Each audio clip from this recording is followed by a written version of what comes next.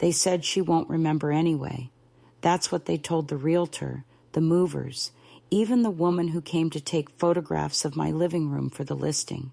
They said it like a kindness, like a gentle excuse for theft. I was sitting in the next room, pretending to sleep, my head tilted slightly toward the sunlight falling across the curtain, and I heard every word. She won't remember. I remember everything. The pattern of the rug beneath my slippers, the tick of the clock my husband fixed every winter, the faint lemon scent of the polish I used on the dining table he carved by hand. I am 82, my back crooked, my speech slower, but my mind is not a drawer to be emptied. I live now in what they call an assisted living residence, though no one assisted me in getting here. My daughter said it would be temporary. Just until you're steady again, Mom. And she smiled too quickly after saying it, the way people smile when they've already decided something and just want you to stop resisting. I arrived with a small suitcase, 2 sweaters, and a framed photograph of the house I thought I still owned. That photograph stands on the narrow bedside table beside a plastic vase of artificial flowers that never wilt, never change, and somehow that constancy feels like mockery. The first night here, I could not sleep. The corridor light leaked under the door in a thin yellow strip, and every few minutes a cart rolled past, metal wheels on tile, a sound like memory scraping.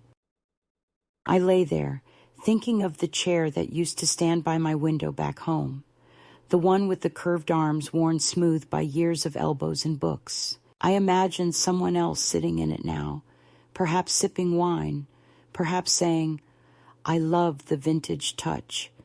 My daughter told me the furniture was gone, donated, she said, to people in need. "It's good, Mom. It's better this way. You don't need all that clutter." Clutter. That word caught on something inside me. Those weren't just things. They were the geography of a life. Each drawer, each cup, each dent in the table, a coordinate of time. You cannot declutter a person's history, but they tried. The morning after I arrived, one of the attendants, a young woman with hair dyed a shade of pink too brave for this pale place, came to check my vitals. "Do you know where you are, sweetheart?" she asked softly, the way people talk to children or ghosts. "Yes," I said, "in limbo." She laughed, not sure whether to take it seriously, and moved on.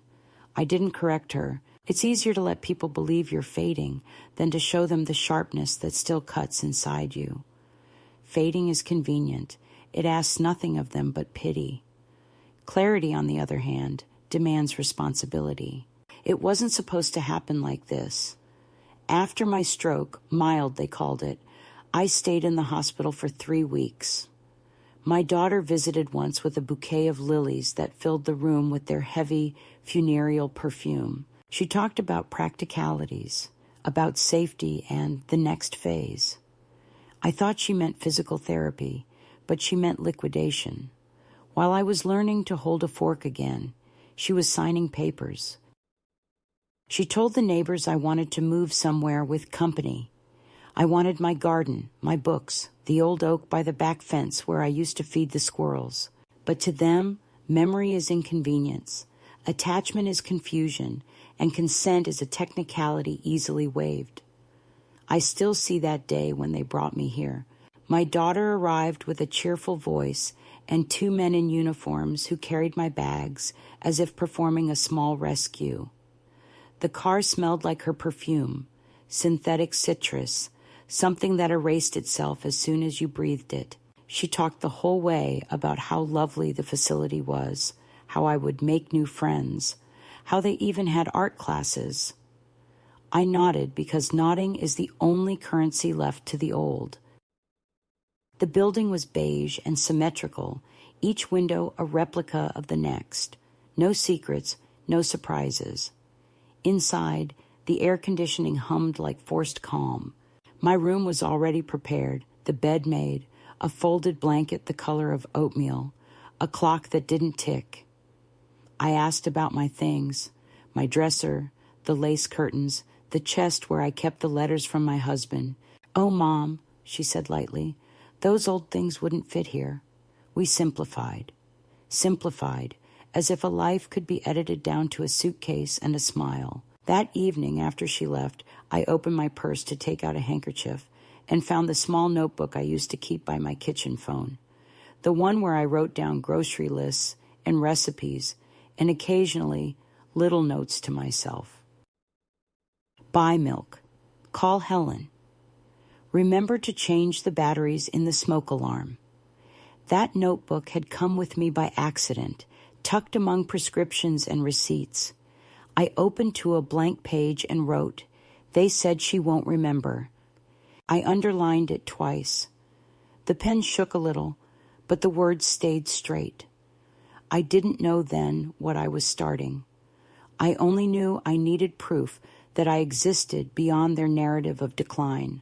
The next morning, breakfast was served in the communal dining room. I sat at a table with 3 other women, all older than me, though it's hard to measure age when time here has no texture. One of them, a small woman named Hazel, with translucent skin and eyes that darted like a sparrow's, whispered, "They took my house too." She said it so softly I almost thought I'd imagined it. I looked at her, and she gave a tiny nod as if to say, "You're not alone in the forgetting they plan for you." After that, I began to notice things. The conversations the nurses had when they thought we couldn't hear, the way paperwork was shuffled, signatures obtained with smiles and distractions. In the afternoons, I would sit by the window and watch the parking lot. Sometimes families came to visit, sometimes they didn't. The ones who came brought balloons and laughter that lasted exactly 40 minutes. I waited for my daughter once, then twice, then stopped waiting. Instead, I watched the shadows lengthen across the asphalt and thought about the sound the front gate made when it closed. A heavy metallic click, decisive, final. I wondered if my daughter heard that sound too when she left me here. Or maybe, for her, it was silence, the kind that comes when something inconvenient has been completed. Every night, before the lights dimmed, I wrote a few lines in my notebook, not just events, but textures, small fragments of truth. The soup tasted like metal. The nurse's earrings were shaped like moons. I still dream of the cedar chest. It wasn't journaling.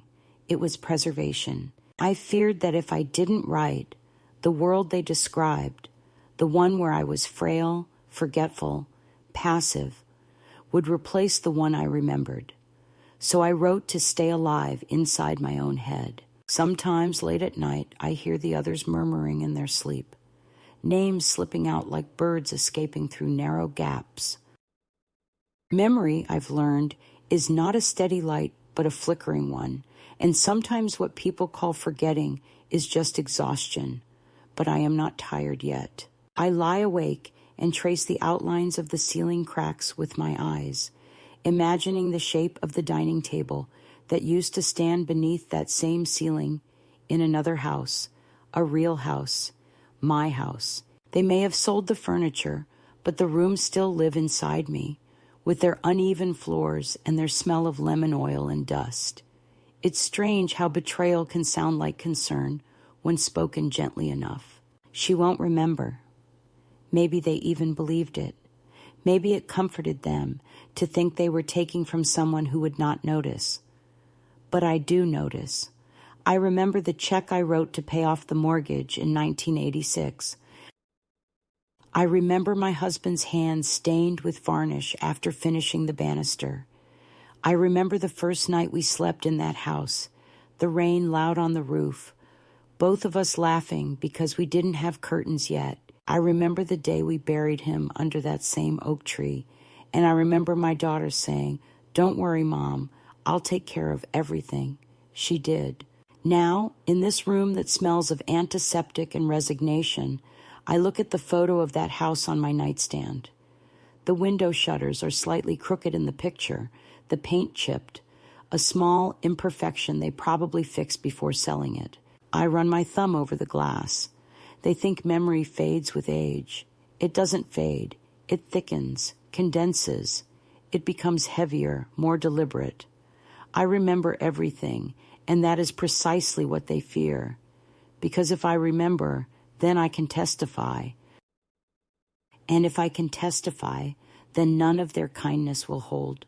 So when they said, "She won't remember anyway," they weren't describing me. They were praying. It happened on a Thursday, one of those washed-out afternoons when time drags like wet laundry and the television hums in the background, repeating the same stories until they lose all meaning. The nurse had just finished measuring my blood pressure when the door opened, and my grandson, Evan, stepped inside. He's 23 now, taller than I remembered, the same hesitant eyes he had as a boy, though his smile seemed borrowed, like it belonged to someone braver. He carried a paper bag that smelled of bakery sugar and youth, and for a brief moment I felt something like sunlight in my chest. "Mom couldn't come," he said. "Work stuff." I nodded, pretending I hadn't expected otherwise. He sat on the edge of the chair, nervous, like the room was too small for him, like he had to keep one foot ready to leave. We talked about nothing, the weather, his studies, a football match he didn't really care about. Then, casually, as if he were mentioning the time, he said, "Oh, Grandma, Mom sold the house. The new people moved in last week." For a moment, I didn't understand the words. They just hung there, harmless and impossible. "What do you mean, sold?" I asked, and he frowned, confused by my confusion. "The house, your house. Mom said you wanted to downsize, that it was too much to keep up." I felt something inside me fold, like a piece of paper creasing under weight. "She said you told her to take care of it," he added, trying to sound cheerful, like he was giving me good news. I remember the way the room tilted, not from dizziness, but from disbelief. I wanted to ask details: who bought it, what price, where did everything go, but my mouth couldn't catch up. I could only hear that word, sold, echoing against the walls of my mind. I looked at his hands. They were his father's hands, long and capable, once so small when they held my own. He didn't understand what he'd just done. He thought I knew. He thought it was settled, that I had agreed. He showed me pictures on his phone, bright filtered images from a real estate website, my living room scrubbed of color, rearranged with foreign furniture. My husband's armchair gone, replaced by a sleek white sofa that looked allergic to memory. The piano, my piano, stood in the corner of one photo, polished to a shine, but no longer mine. "They really fixed it up," he said. "It looks great." I nodded, because what else could I do? I didn't want to hurt him. He was only repeating what he'd been told, but I felt the old world splitting beneath me, a quiet, clean rupture that made no sound. After he left, I sat on the bed for a long time, hands folded, eyes on the window. Outside, the parking lot shimmered in the late sun, and a woman in a blue uniform was pushing a cart full of linens, humming off-key. I kept hearing my daughter's voice, calm, reasonable, persuasive. "It's safer this way, Mom. You'll have less to worry about." I thought of the table where I signed those insurance forms after my husband died, the trust papers that she simplified for me. I had trusted her with my accounts, my papers, my signature. That's how it happens, not with theft, but with efficiency. She must have told the bank I was no longer competent, must have said it softly, professionally, like a fact. Maybe she even believed it. That night, I didn't write in my notebook. I just sat by the small lamp, staring at my hands. They looked old, but not helpless. They had raised a family, cooked thousands of meals, built a garden from raw dirt. They had also signed things. My daughter had always said I was sentimental, that I held on to too many things. She was right, but sentiment, I realize now, is what separates care from convenience. Without it, you can do anything to anyone and call it love. The next day, I called her. The phone rang 4 times before she answered, her voice bright and falsely warm, like music from a commercial. "Hi, Mom. How are you feeling today?" I didn't answer that. I just asked, "Did you sell the house?" A pause, a breath. "Oh, Evan told you." "Yes, Mom, we did. It was time." I said nothing. She filled the silence the way liars always do, with explanations disguised as empathy. You know you couldn't live there anymore. The stairs, the maintenance, the isolation. I did what was best for you. Everything is handled. Handled? I asked. What about my furniture? Oh, Mom, she sighed. Most of it wasn't usable. We donated what we could. The rest was hauled away. Please don't worry. Everything is fine now. Everything is fine now. That's what people say when they've done something unforgivable and want the conversation to end. My voice surprised me. It didn't shake. You had no right. She exhaled loudly, the sound of a grown child irritated by a parent's persistence. Let's not start this, okay? You signed the papers. What papers? Mom, don't do this. You don't remember, and that's okay. That's why I took care of it. You should be thanking me. Her tone softened, syrupy. You're safe, comfortable. The money's in your account. We'll visit soon. And then, before I could answer, she said she had to go. She was late for a meeting, and the line went dead. I sat there holding the receiver, listening to the silence at the other end. Safe and comfortable. That's what they call captivity when the cage has curtains. I walked to the window and looked out again at the parking lot, at the same patch of asphalt where people came and went, bringing flowers, bags, laughter. My reflection stared back at me from the glass, faint and unsteady, but my eyes were sharp. I whispered out loud to no one. I remember. That evening during dinner, I found myself watching the hands of the other residents as they ate, trembling, slow, deliberate.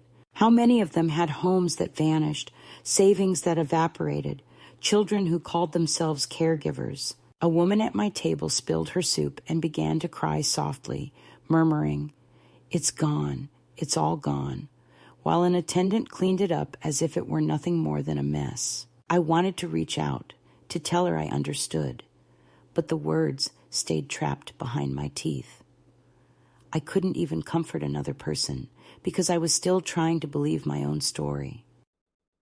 Later that night, after the hallway quieted, I took out my notebook again.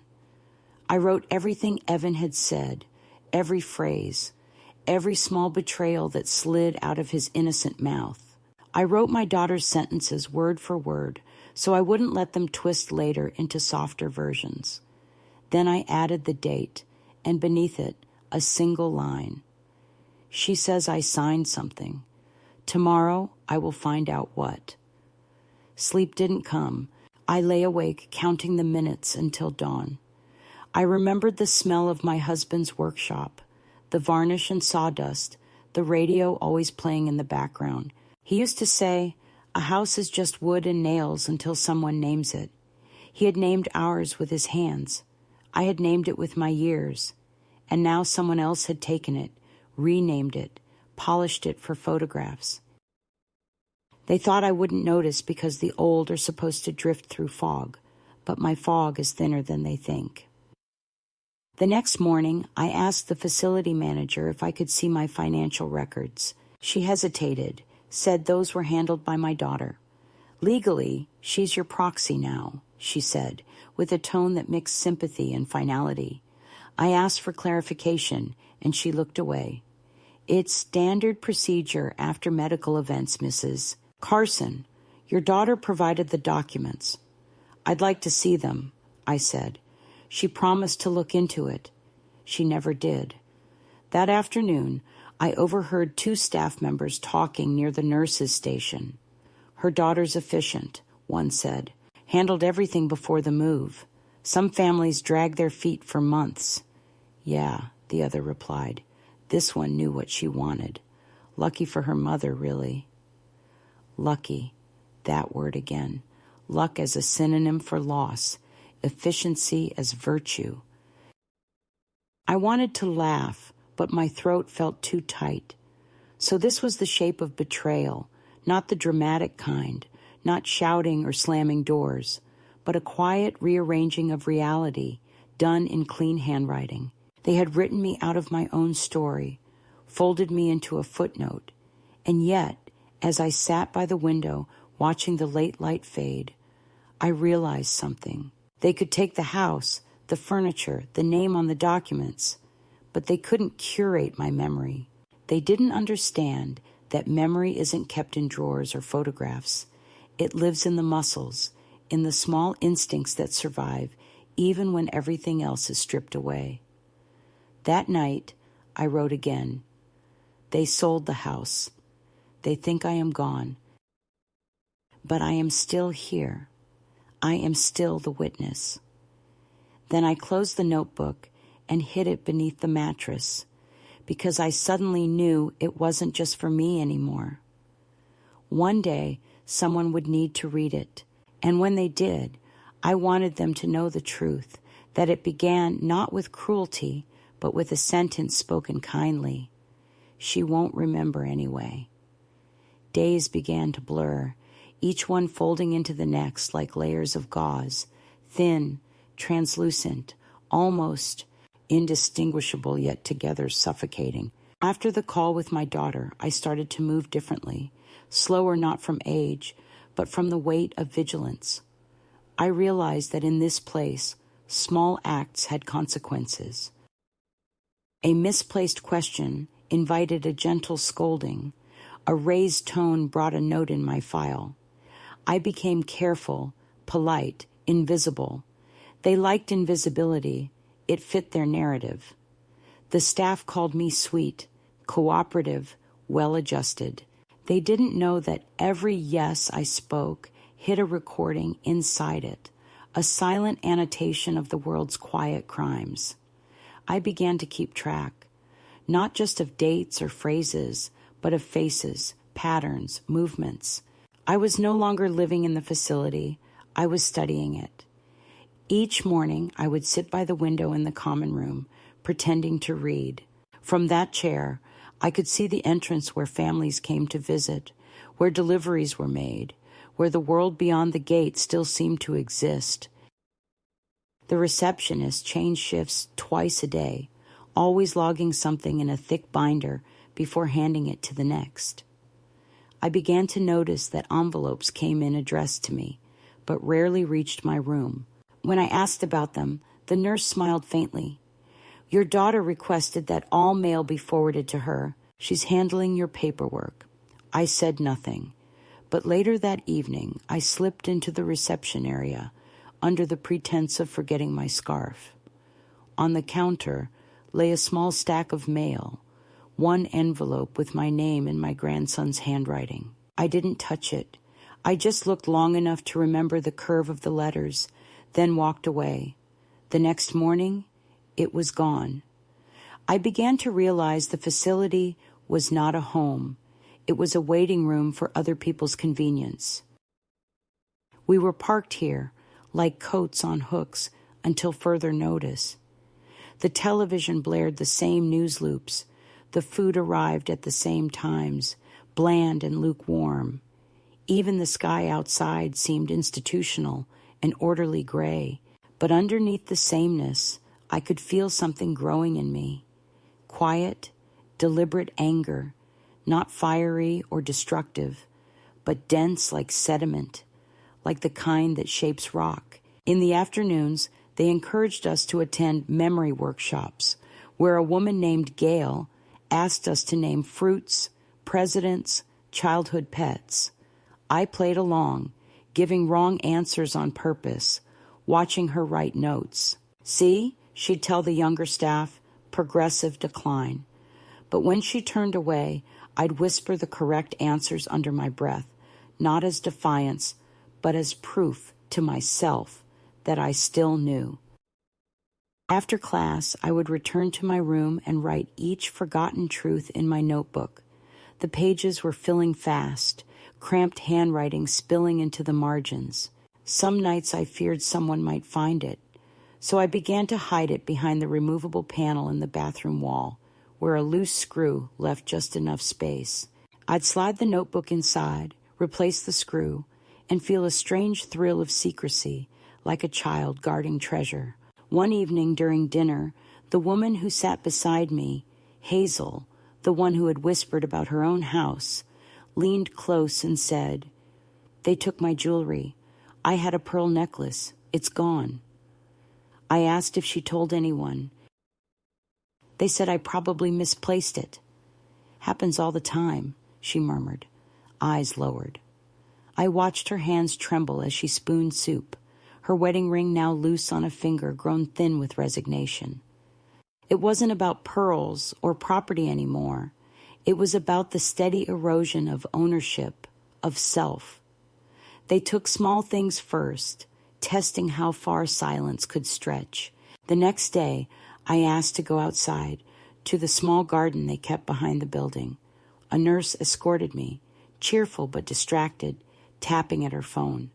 The air smelled of fertilizer and old leaves. Along the fence grew a row of rose bushes, their blooms trimmed short, too symmetrical to be real. I knelt, ignoring the protest of my knees, and touched the soil. It was hard, compacted, almost lifeless.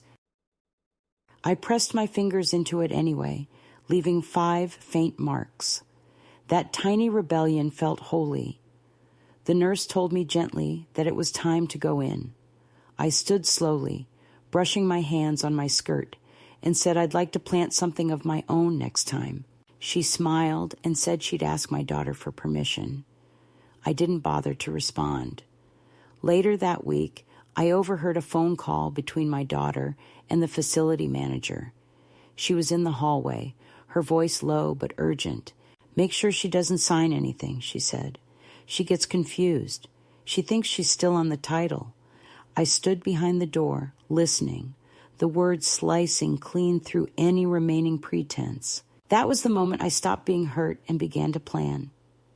That night, I removed the notebook from its hiding place and read every page, tracing the story of my own disappearance.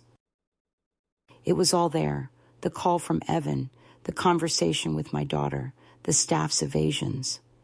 I realized I needed proof beyond words.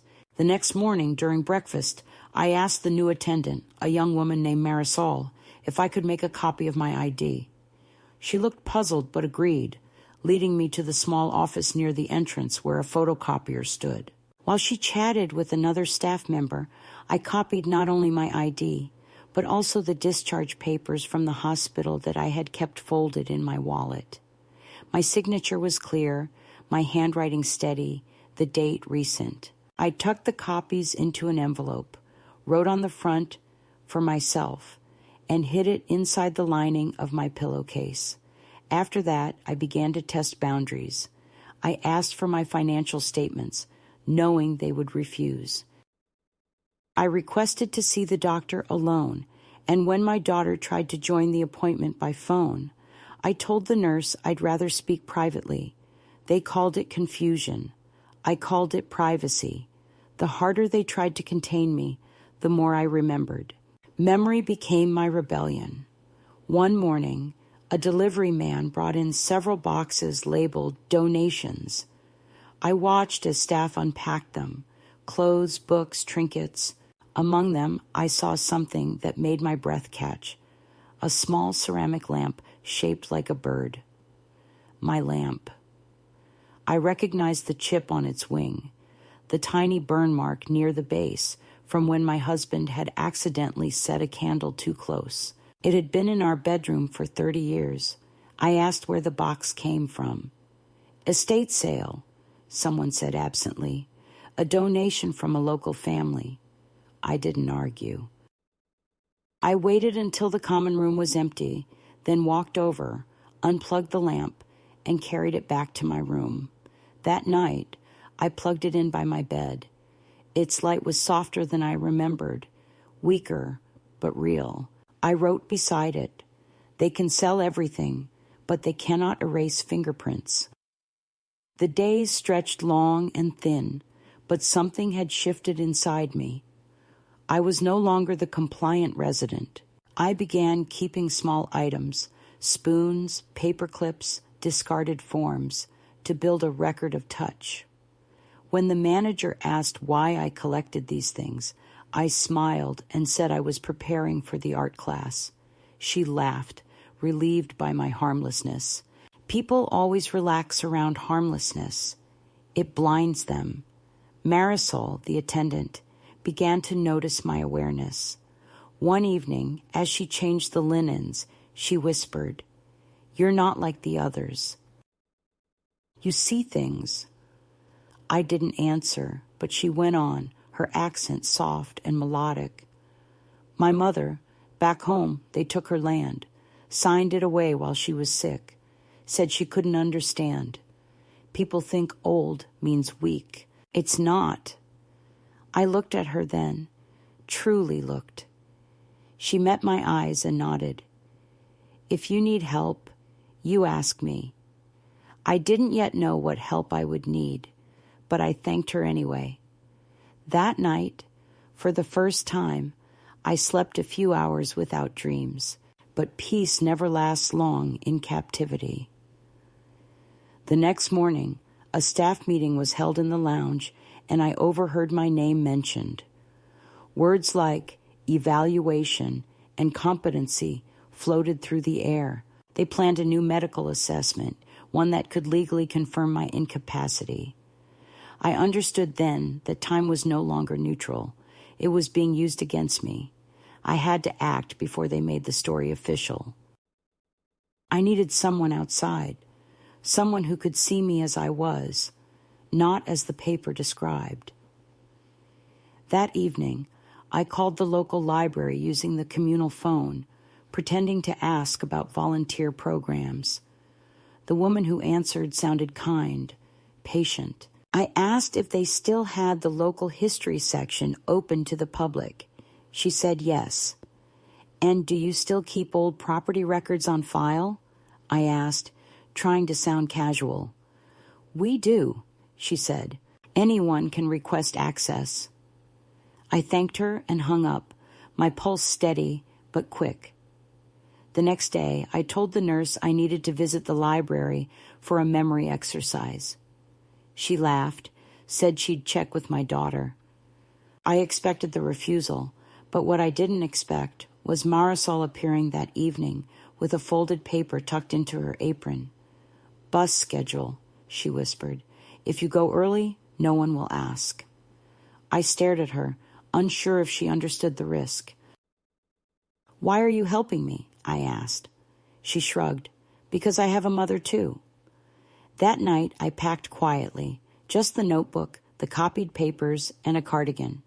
I didn't plan to run away, not yet, just to go see, to confirm what I already knew. But it felt like escape nonetheless. I sat on the bed, lamp glowing beside me, and wrote one last note before dawn. Tomorrow I leave, not to forget, but to remember better. When morning came, I waited until the breakfast rush filled the halls. I slipped out, moving slowly, purposefully, as if I belonged to the rhythm of the place. At the gate, the security guard nodded. He'd seen me walk in the garden before. Outside, the air smelled of freedom and exhaust. The bus stop was only 2 blocks away. I stood there, clutching my cardigan, feeling the world expand again. The bus arrived, blue and rumbling, indifferent to age or memory. As it pulled away from the curb, I looked back once at the beige building shrinking behind me. They thought I was losing my mind. They had no idea I was about to find it. The bus ride felt like entering a forgotten chapter of my own book, one written in a language I used to speak fluently, but had not heard in years. The city rolled past in long, blurred strokes, storefronts, laundromats, children pulling at their mothers' hands, all of it carrying the pulse of ordinary life. I had not been part of ordinary life for so long that it felt like trespassing. When I stepped off at the stop near the library, my knees trembled from the uneven pavement, but the trembling wasn't from weakness, it was from anticipation. The building stood across the street, brick and quiet, with the same marble steps I remembered climbing decades ago when I used to bring my daughter here for story time. I walked up slowly, one hand tracing the cool rail, and felt something close to reverence. The automatic doors sighed open, releasing the warm, dry air of old paper and unspoken thoughts. Inside, everything was familiar, yet rearranged, as though the past had been dusted and labeled for display.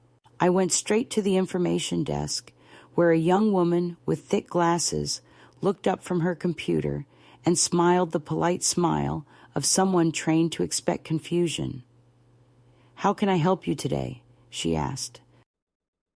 I told her I wanted to see property records for my address, gave her the street name, and added that I had misplaced my documents during a move. The lies slid out naturally. I had learned that truth frightened people. She asked for ID, and I handed her the photocopy, the one Marisol helped me make. Her eyes skimmed the paper, then she nodded and pointed me toward the local records room.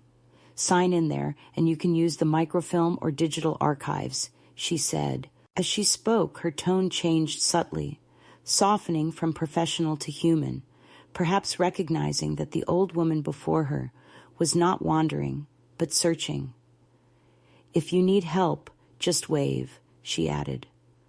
I thanked her and moved toward the back room. The records section smelled of dust and quiet triumph. Rows of cabinets lined the walls, each drawer labeled with years that spanned lifetimes. I found the one marked 1980-2020, pulled it open, and there it was, my address, neatly typed, the familiar lot number. The last recorded transaction was only 3 months ago. The buyer's name was unfamiliar, a couple from out of state. But what froze me was the line above the signature, "Seller, with power of attorney, Elaine Carson, my daughter." Below that, another line, "Owner signature, on file." Only it wasn't. I knew that signature, or rather the absence of it. I had never signed. My hand hovered above the page, and I felt the pulse in my wrist throb. The letters of my name looked almost right, but not entirely. The curve of the M was off, too slow, too deliberate. I traced it lightly with my fingertip, as if touching a scar. A man at the next table glanced at me, curious, and I straightened, forcing my face into calm. Inside, everything was boiling. I asked the librarian for a copy, and she made one without question, handing it to me in a thin folder. "Is everything all right?" she asked quietly. "Yes," I said. "Everything is clear now." The words came out steadier than I felt. I walked back out into the sunlight, clutching the folder against my chest as though it were a fragile heart. I sat on a bench near the corner and opened it again, rereading the names, the dates, the hollow legality of betrayal. My daughter had done it efficiently, perhaps even believing she was acting out of duty. It was not just theft.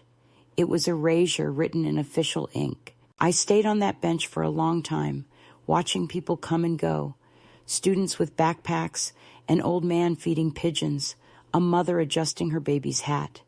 The ordinariness of it all made my fury feel both enormous and absurd.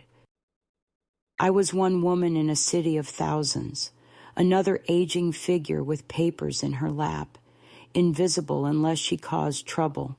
For a moment, I thought about crumpling the folder, walking to the river, and letting the current take it. But then I heard my husband's voice, not in memory, but in muscle, the way he used to say, "If they bury you in silence, dig up the ground yourself. I rose, my knees protesting, and walked 2 blocks to the nearest cafe. I hadn't tasted real coffee in months. I ordered a cup and a scone, sat by the window, and spread the papers before me like a battlefield map. The cafe was noisy, full of mid-morning chatter and clinking dishes. It felt intoxicating to be surrounded by unguarded life, people who still believed their time was their own. I took out my notebook and began to write, not about anger, but about precision. Dates, names, phrases, everything that would matter later. When I finished, I folded the copy of the property record and slid it between the pages, anchoring my truth inside the story. I didn't yet know what I would do, but I knew I was not going back to the facility. Not yet. I needed to think, to breathe in a place where my thoughts weren't supervised. Across the street stood a small thrift shop. On impulse, I went in. The air smelled of old clothes and lavender detergent. I found a simple handbag with a sturdy lining and a hidden zipper compartment, perfect for hiding documents. As I paid, the woman behind the counter looked at me with that mix of curiosity and kindness reserved for the elderly who seemed too alone. "Starting over?" she asked lightly. I smiled, something like that. By the time I returned to the bus stop, the sky had turned the color of pewter. I didn't go back to the facility. Instead, I rode past it all the way to the next town, where the streets grew quieter and less polished. There, I found a small motel with a flickering neon sign that read, "Vacancy." The room smelled of bleach and resignation, but it had a lock and a window that opened. I sat on the bed, unfolded the papers again, and laid them beside me like company. For the first time in months, I felt something close to control. That night, I wrote a letter to my daughter. I didn't intend to send it, at least not yet. It began politely, almost tenderly, as if I were still the mother who believed explanations could fix anything. I thanked her for her concern, for arranging my safety, for the efficient way she had dismantled my life. Then the tone shifted. I told her I knew about the forged signature. I described the smell of the varnish in the house when her father built the staircase, the sound of her first cry in the room she'd later sell. I told her I remembered everything, the color of the curtains she tore down, the date of the mortgage she refinanced, the lie she told the bank. I wrote until my hand cramped, until words blurred on the page. When I was done, I folded the letter, sealed it, and placed it in the nightstand drawer. It wasn't meant as confrontation. It was a declaration to myself that I was still capable of truth. In the morning, I walked to a nearby diner for breakfast. The waitress poured coffee without asking, and the smell alone made me want to weep. She was probably in her 40s, hair tied back, eyes sharp but kind. "You traveling alone?" she asked. I hesitated, then said, "No, I'm visiting an old friend." It wasn't exactly a lie. I was visiting the version of myself I had misplaced somewhere between obedience and exhaustion. The waitress smiled, called me sweetheart, and went about her work. That small civility, a stranger who didn't speak to me like a patient, felt revolutionary. After breakfast, I sat by the window watching the rain begin. The sound of it against the glass pulled up a memory of my husband's laughter, the two of us eating soup by candlelight during a storm that had knocked out the power. I realized then that memory wasn't my weakness. It was my weapon. It held the receipts of everything that had been taken. The more I remembered, the less they could rewrite. I opened my notebook again and began to outline what I needed: legal aid, a witness, someone who could verify my state of mind. But before any of that, I needed to survive the coming storm quietly. When the rain stopped, I went to a small print shop I had noticed earlier. I asked to use their computer, pretending I needed to send a letter to a cousin. I typed a simple message to the lawyer who had handled my husband's estate 30 years ago. If he was still practicing, he might remember us. The words were deliberate, calm, factual.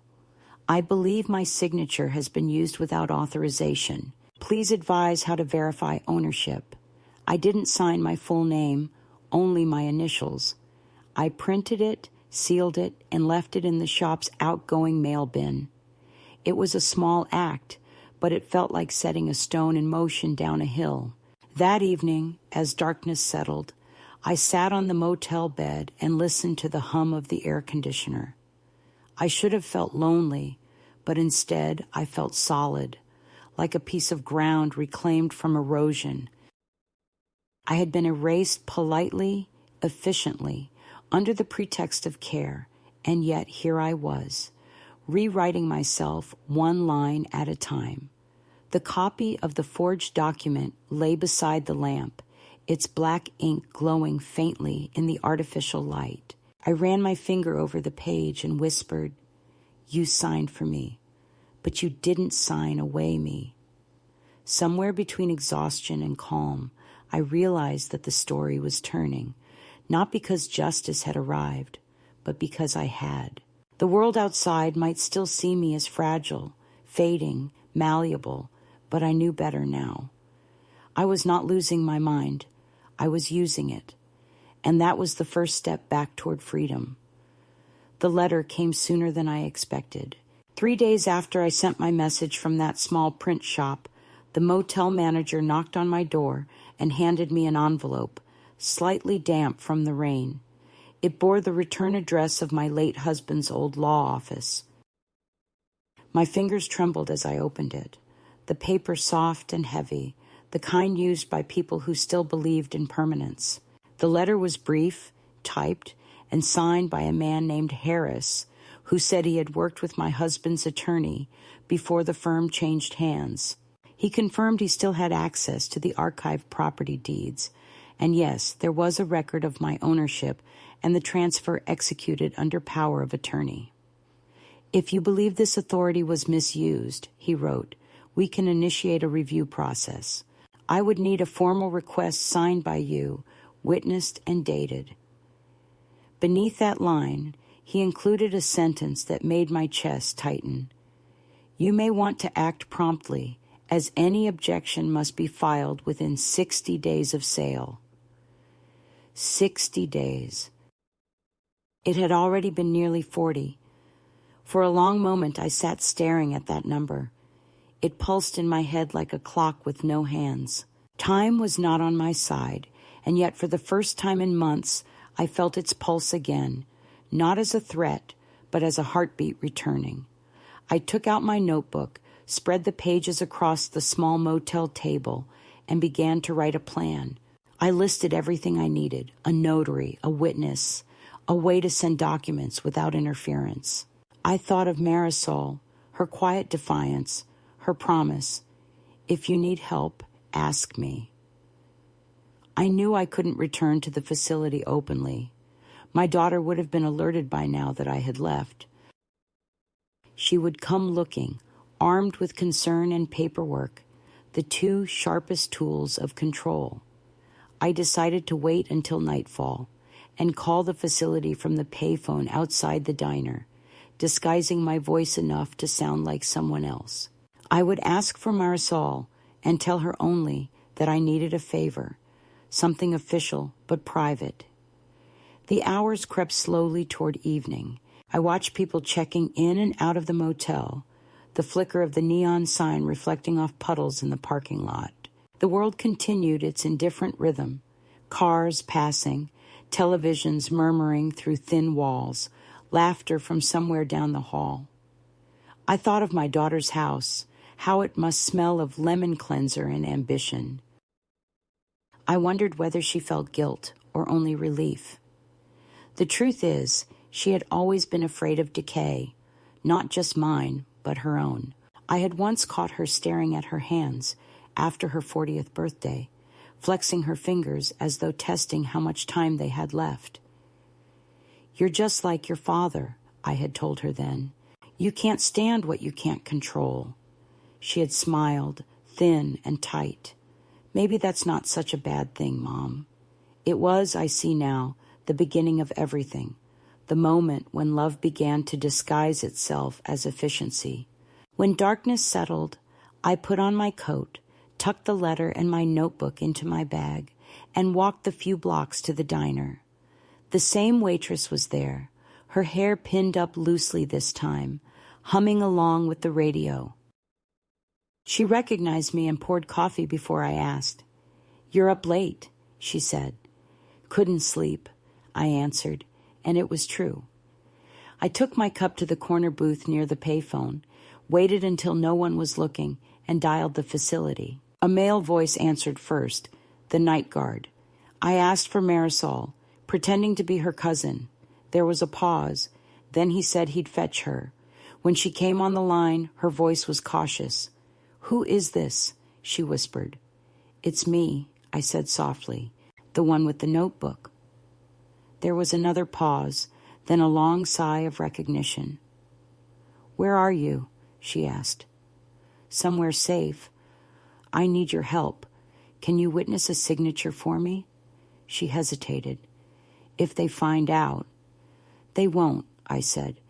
"Not if you come alone. Tomorrow morning behind the church on Elm Street. There's a bus stop, 7:00. There was silence. Then she whispered, "I'll be there." I barely slept that night. Every creak of the motel pipe sounded like accusation.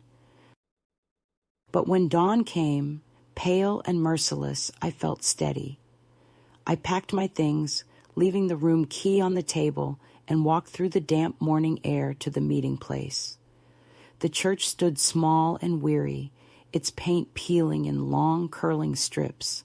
I sat on the bench, clutching my papers. When Marisol appeared, she looked different. No uniform, just jeans and a blue sweater. Her hair was loose, and her face carried the cautious alertness of someone who had spent her life balancing on the edge of other people's secrets. "You really left," she said, almost in awe. "Yes," I replied. "They left me first." We went inside the church's side yard, where an old wooden table sat beneath a half-dead tree. I spread out the papers, explaining what needed to be done. She read each line carefully, lips moving silently. "Your daughter did this?" she asked finally. I nodded. She thought she was protecting me from my own life. Marisol looked at me for a long moment, then signed the witness line without hesitation. Her signature was bold, looping, the handwriting of someone who had never been given permission to hesitate. "You're brave," she said softly. "No," I replied, "just awake." After she left, I walked to the nearest post office and mailed the documents to Harris, registered mail, tracking number and all. As I handed the envelope to the clerk, a strange calm filled me.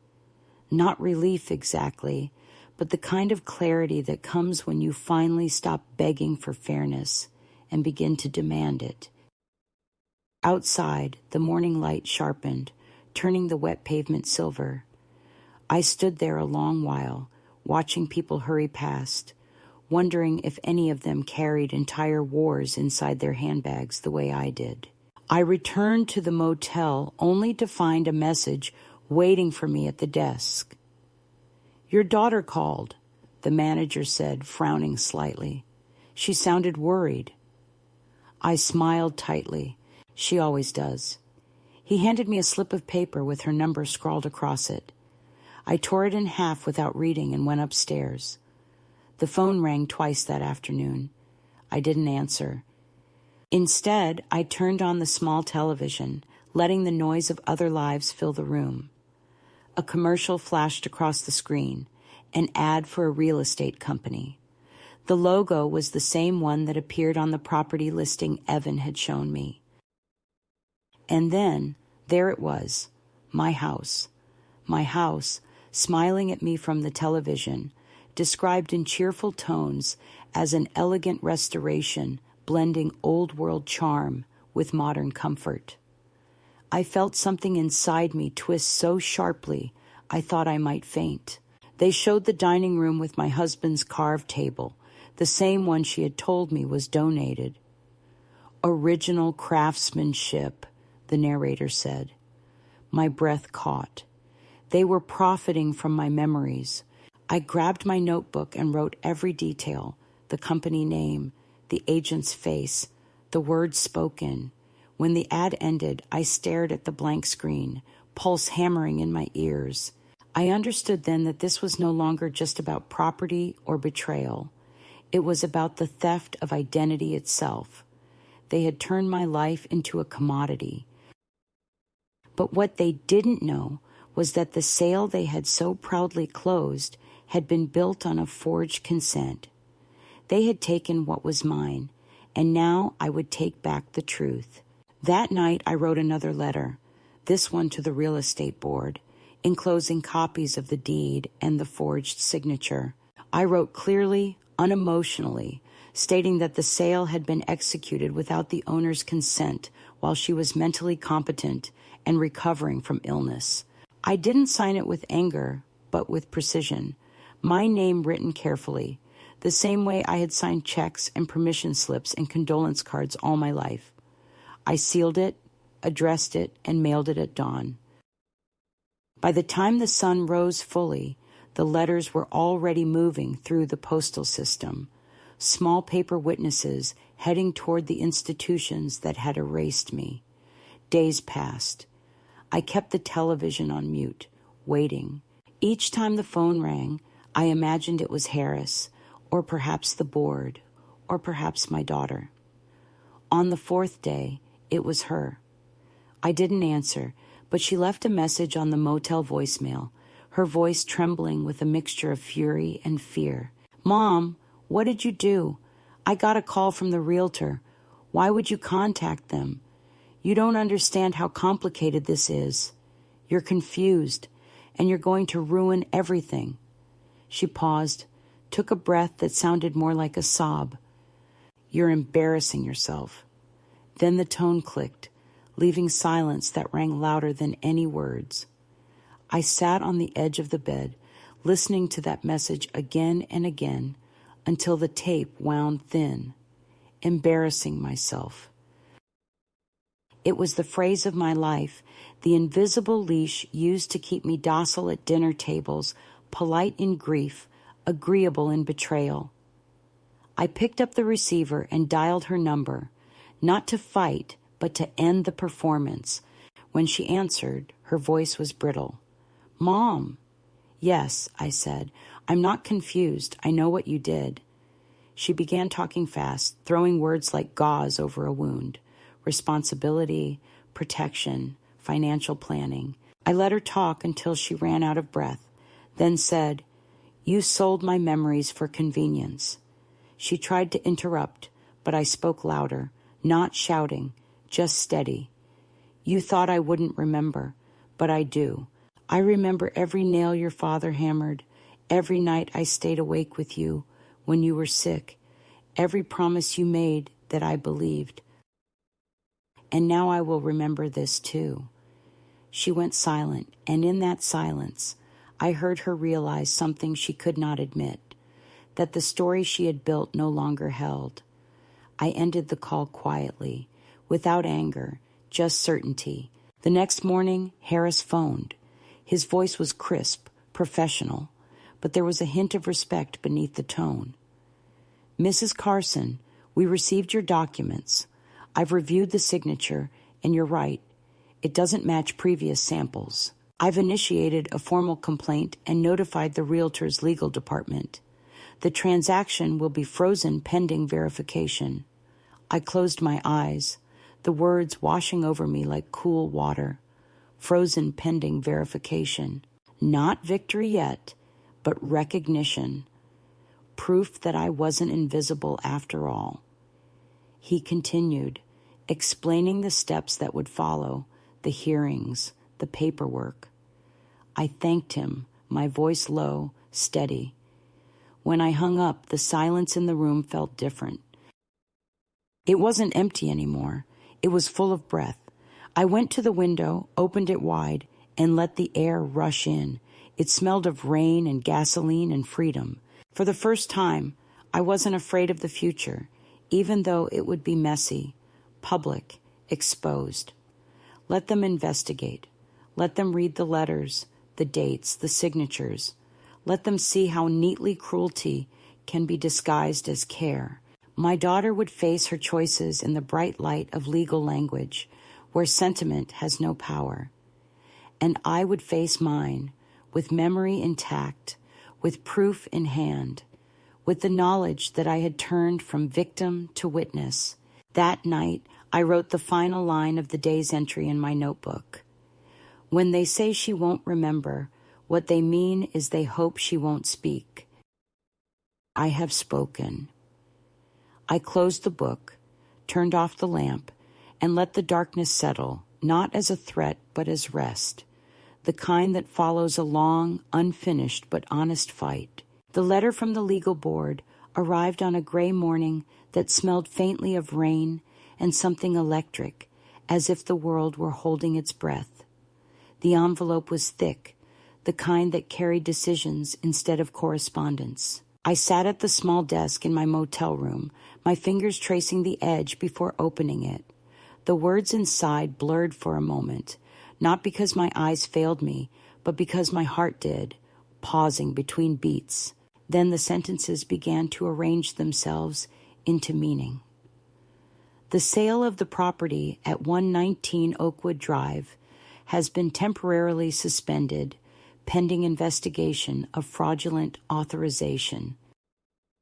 The realtor is required to provide proof of valid consent and identity verification within 15 business days. I read it again, slowly, tasting each phrase like a slow meal. Temporarily suspended, fraudulent authorization, proof required. The language was dry, procedural, but to me it was music. The machinery of bureaucracy was, at last, grinding in my favor. I folded the letter carefully and placed it inside the notebook, among the other pages of my reclamation. The lamp on the nightstand flickered once, a small electric tremor, and I smiled at it as though it were my husband giving an approving nod from wherever the decent dead go when the living have wrongs to right. For months I had been written off as forgetful, confused, incapable, yet here it was, ink on government paper confirming what I had always known. I had not lost my mind. They had lost their decency. The following day, Harris called. His voice was brisk, efficient, but softer now, respectful. Mrs. Carson, the board has confirmed your complaint. The realtor's office has been ordered to produce the signed documents, and they have admitted that they never met you in person. Your daughter provided electronic authorization using a scanned signature. That's illegal without your explicit consent. I listened in silence as he outlined what would happen next. The voiding of the sale, the reinstatement of the title, the possibility of criminal charges. They'll likely offer a settlement to avoid litigation, he said. Would you prefer I handle negotiations? I thought for a moment.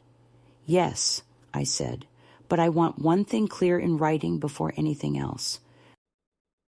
My daughter gets nothing. There was a pause, the sound of a man recalibrating his idea of an old woman. Understood, he said finally. After the call, I sat still for a long time. My hands were steady, but inside me everything was shifting. I had dreamed of this moment, vindication, restoration, justice, but the reality was quieter, weightier. There was no music, no applause, only the slow exhale of truth, filling a room too small to contain it. I took out the photograph of my house, the one I had kept by my bed since the day I was moved to the facility. The edges were worn now, the corners soft, but the image was still sharp. The porch, the uneven shutters, the oak tree in the corner of the frame. I ran my thumb across the printed surface, tracing the outline of the window where I used to sit, reading in the afternoon sun. For the first time since it all began, I allowed myself to imagine going back, not to live, no, that life was finished, but to stand once more in the doorway as the rightful owner, not the vanished one. The next morning, the motel manager told me a woman had been looking for me. "Your daughter, I think," he said uncertainly. "She left a message." I asked what she said. He hesitated, then handed me a folded note. In my daughter's handwriting, "Please stop this. You don't understand what you're doing. Let's talk before you make it worse." I folded the note without reading further and slipped it into the trash. That evening, as the sun dissolved behind the rooftops, I knew she would come. She was too proud to let others define her failure, and I was ready for her. She arrived just after dusk, the sound of her car tires whispering on wet pavement. I watched through the curtain as she stepped out, her figure outlined by the parking lot's harsh yellow light. She looked smaller than I remembered, wrapped in a gray coat, her face set in that mask of efficiency she wore when dealing with messes she didn't want to admit she'd caused. She knocked sharply, 3 times, as if summoning a subordinate. I opened the door before the third echo faded. "Mom," she said, and for a moment something human flickered in her eyes. Fear, maybe, or shame, but it was gone as quickly as it came. "What are you doing here?" she continued, stepping past me into the room without waiting for an invitation. "You can't live like this. You're not well. I've been trying to fix this before you make it worse for both of us." I closed the door slowly, the latch clicking like a period at the end of a long, unwanted sentence. "Fix?" I repeated. "You mean hide."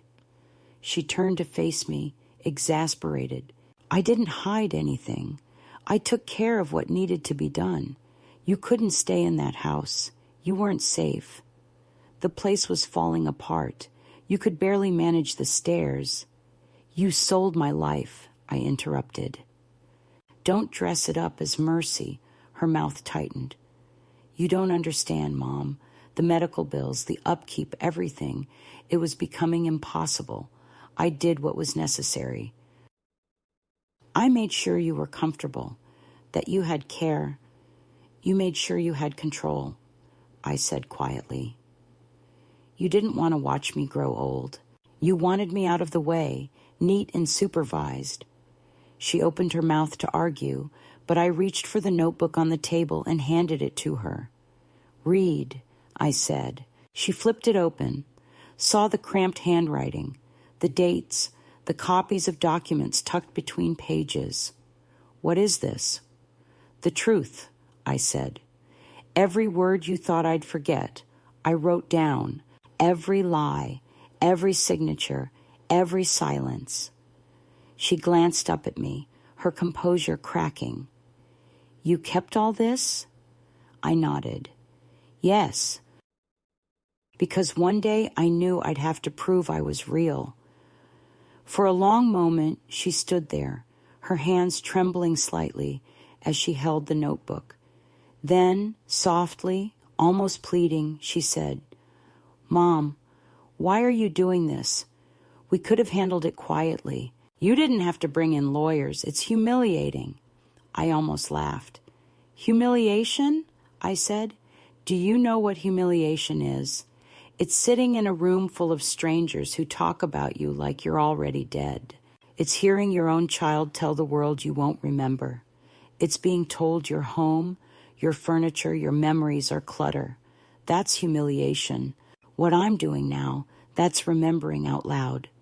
She turned away, pressing her hand to her forehead, and for a second, she looked just like the little girl who used to cry when her doll broke, furious that the world dared to be imperfect. I wanted to reach out, to touch her shoulder, to forgive her for not being the daughter I imagined. But forgiveness is a luxury for the unbetrayed. She spun back toward me, her voice rising. "You're destroying everything we built." I met her gaze.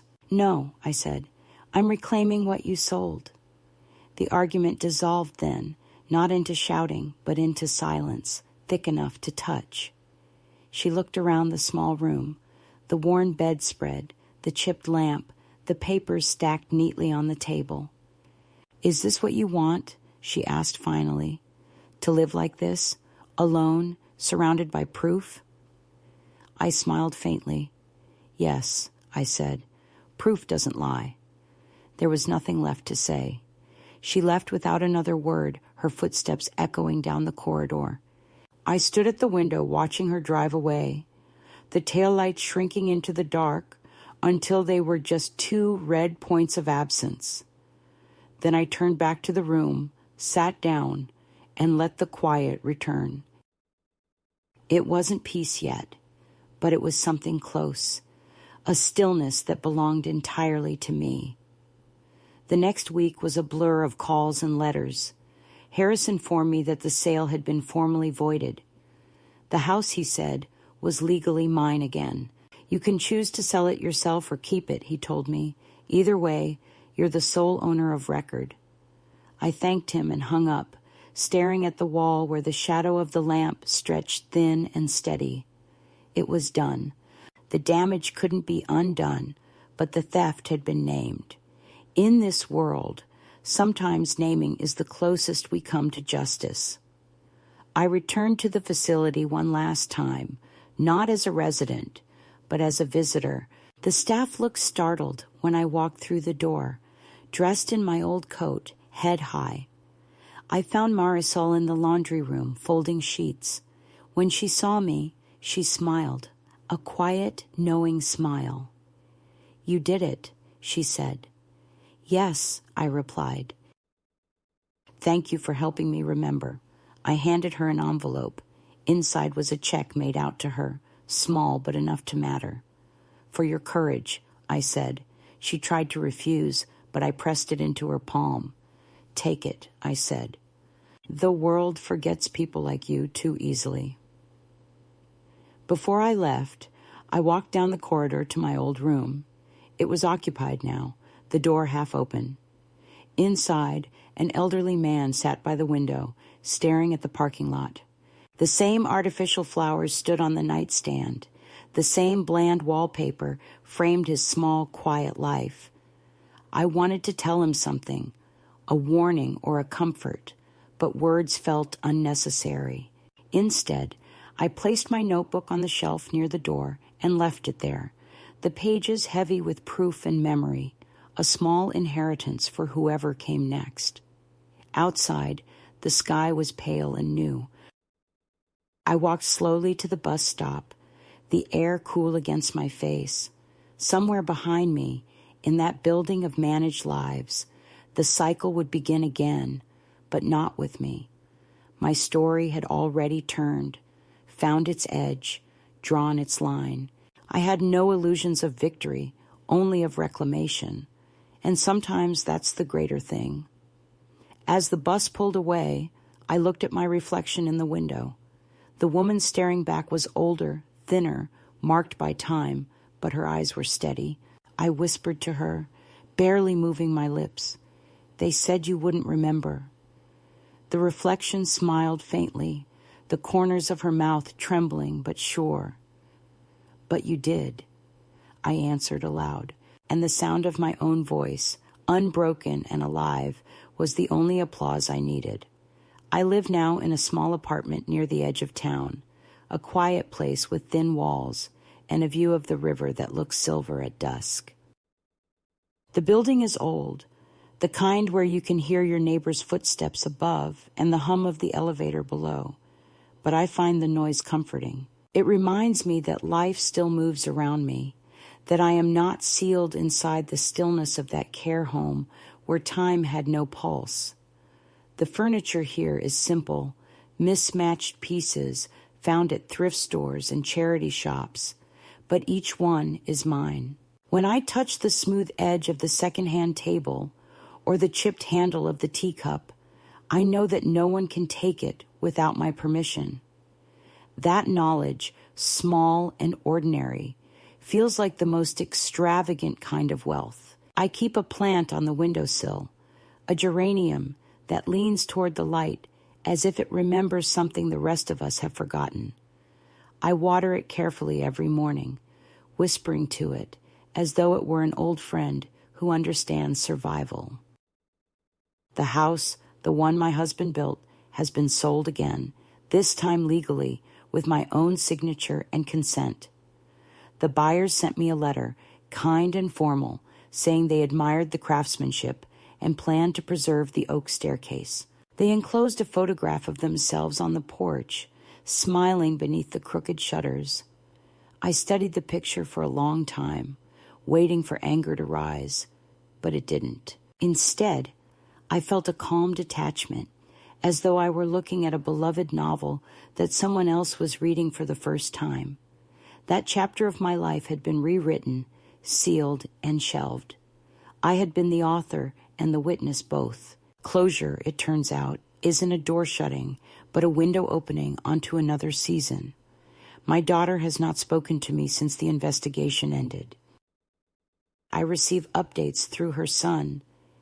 Evan still calls once a month, awkward and earnest, asking if I need anything. I tell him I'm fine, that I have everything I need, and he believes me. Perhaps one day he'll understand that I'm not angry anymore, not in the way he might imagine. Anger is too heavy to carry for long. It sinks into the bones. What remains is something quieter, a kind of lucid sadness mixed with relief. I think of her sometimes, not with bitterness, but with the weary tenderness one feels for someone who mistook control for love. I know now that she acted out of fear of time, of aging, of seeing herself in me. I hope that one day she forgives herself, though forgiveness no longer requires my permission. I still keep the old notebook, the one that saved me. Its pages are brittle now, the ink smudged from my fingertips. I don't write in it anymore. It has earned its rest. Instead, I've started helping a few of the older women who live in this building. They come to my apartment on Wednesdays with boxes of photographs, old letters, fragments of lives they're afraid will disappear when they do. We sit together at the table, sorting through their memories, writing names and dates in the margins, stitching stories back into coherence. Some of them cry as they talk. Others laugh at the absurdity of what was once considered shameful. We drink tea and listen to the river outside. They call it our memory club, though I like to think of it as a rebellion disguised as companionship. We are archiving what the world prefers to forget. At night, when the city grows quiet and the river turns dark, I sometimes open the window and listen to the water moving beyond the streetlights.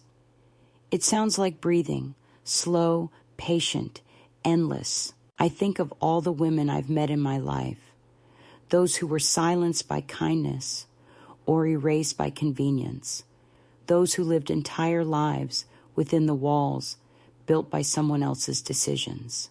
I wish I could tell them that memory is not a burden, but a form of resistance, that every remembered detail is a way of refusing disappearance. I wish I could tell them that we are never as powerless as they would have us believe, that even a frail hand holding a pen can tilt the balance of truth. Sometimes I dream of my husband. In the dream, he is in the garden, pruning the roses that never quite grew straight, humming an old tune off-key. He doesn't speak, just looks at me and nods, and I know he sees what I have done. I wake with tears on my cheeks, but they are not sad tears. They are the body's way of saying, "You endured. The world took, and still you remained." When morning comes, I make tea and sit by the window with the sunlight spilling across the table.